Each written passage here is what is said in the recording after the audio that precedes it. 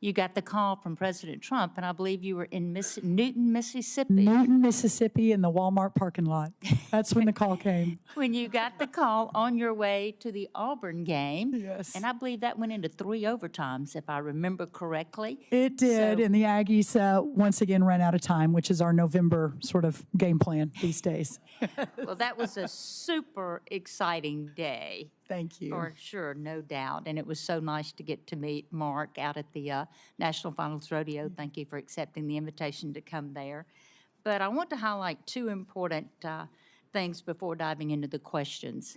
And that is the supplemental that was passed before Christmas.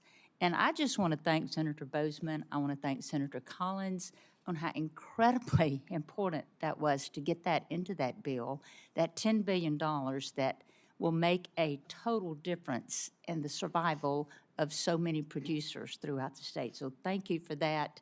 That certainly didn't go unnoticed by the ag world. But I wanted to talk to you about catfish. Mississippi is the top producing state of catfish, our farm-raised catfish, and it's a huge contributor to our rural economy throughout the state. And our neighbors in Arkansas and Alabama, they're right there with us.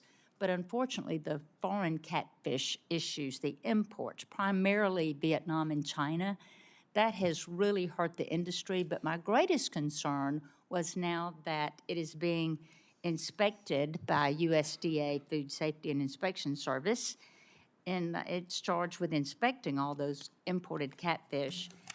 And I've been very concerned about how that has been implemented. They are far more rigorous than the Food Drug Administration inspection, but the inspection hasn't been at the top of the priority list for the last administration.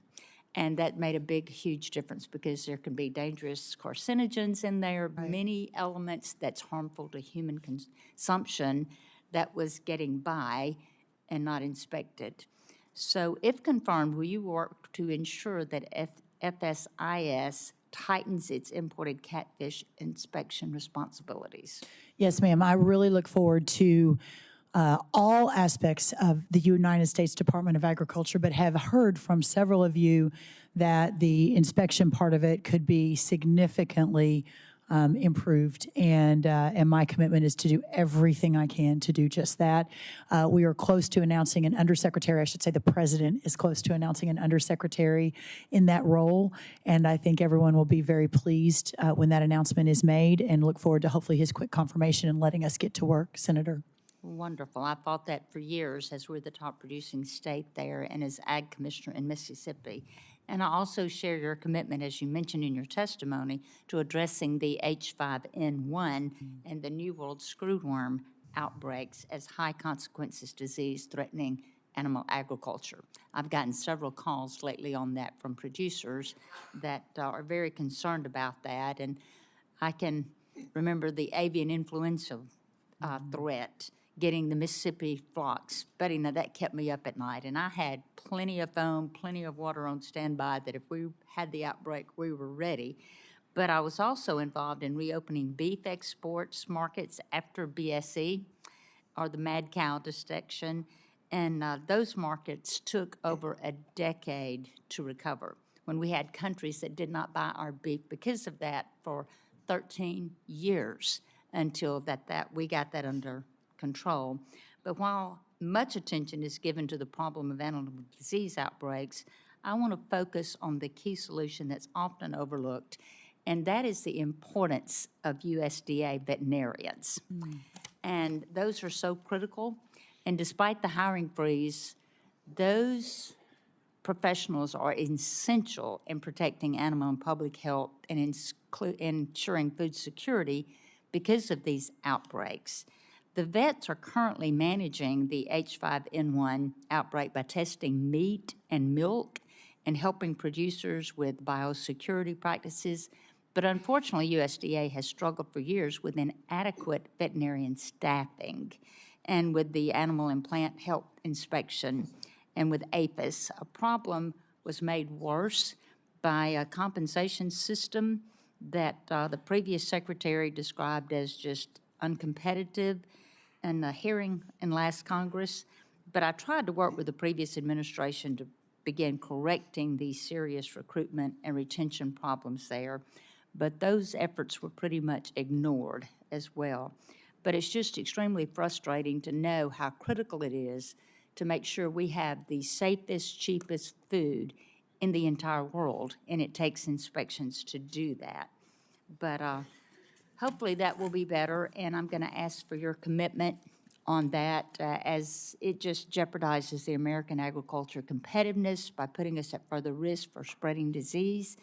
But the shortage affects public health and agricultural, the situations we find ourselves in, because we just sit there and hope and pray that we don't get a call that there is an outbreak of anything.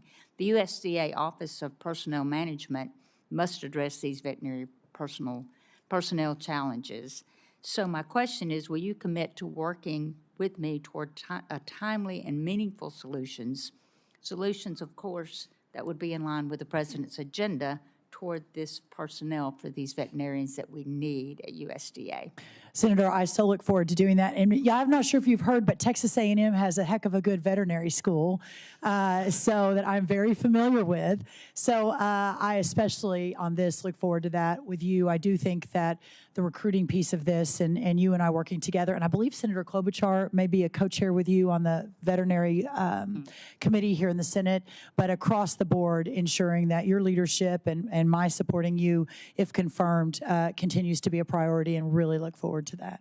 And one quick statement I want to get in to look forward to working with you on as well, once confirmed, is to address the USDA packers and stockyards rules concerning poultry. It's really caused some significant cost increase to our poultry growers, and it really doesn't have any quantifiable profits. So that's another thing that I would like to meet with you on, is packers and stockyards, the law that we all live by. Thank you so much, and I so look forward to supporting you. Thank you, Senator, so much. Senator Booker. Mr. Chairman, thank you very much. I'm excited to be here and excited